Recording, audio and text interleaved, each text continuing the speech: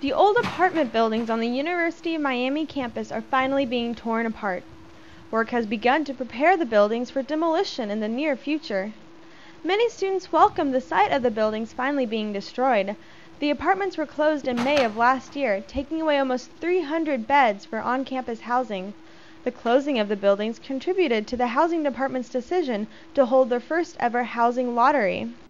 The lottery determined whether students with on-campus housing this year would be allowed to stay on campus next year.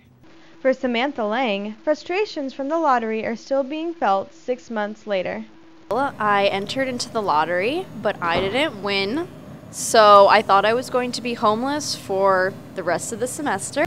For many students, especially students from out of state, living on campus is the easiest and most convenient option. Megan Chu is from San Francisco, California, and considers on-campus housing to be essential.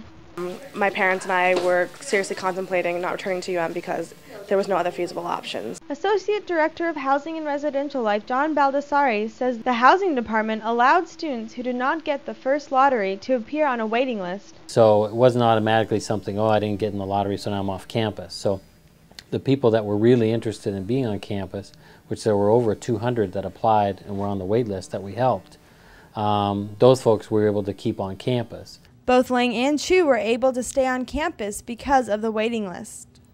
Baldassari also says there is the possibility of holding another lottery next semester. For Felice Resnick, this means the possibility of another annoying move. And so it worries me that if there is another lottery and I don't get what I want or my friends don't get what we want, that we won't end up in housing again. We'll have the same situation we had last year.